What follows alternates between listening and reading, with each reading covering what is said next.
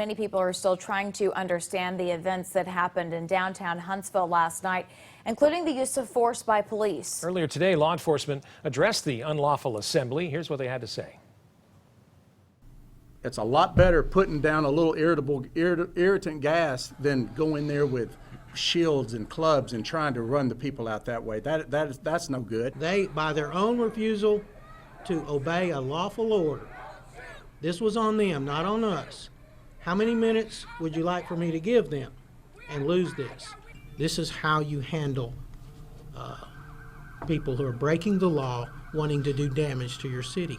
And so we provided that area unpermitted to march around there, and we allowed them to stand outside the courthouse for 90 minutes.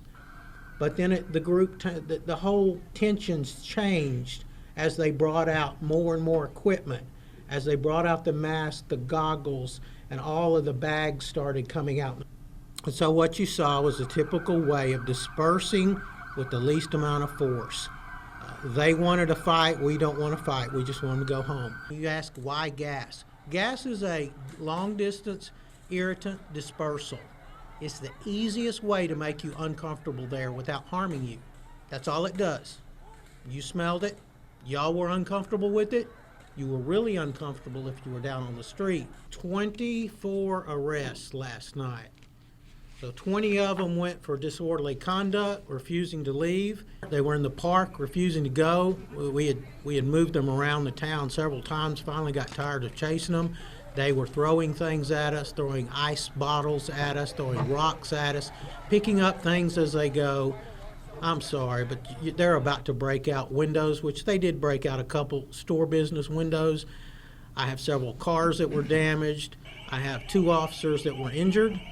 One of them with light trauma to the head, and one of them who says he's okay. He had a helmet on, but he was beat down in the head several times with some objects, and he is okay. And they're both back at work today. But like I said, light injuries this time that we didn't have on Monday. Let me say this about Mr. Burnett and NAACP. This was not his group. It was not. It was, you could tell it was a fine line there between the people that was in that park and the people that came up on that square.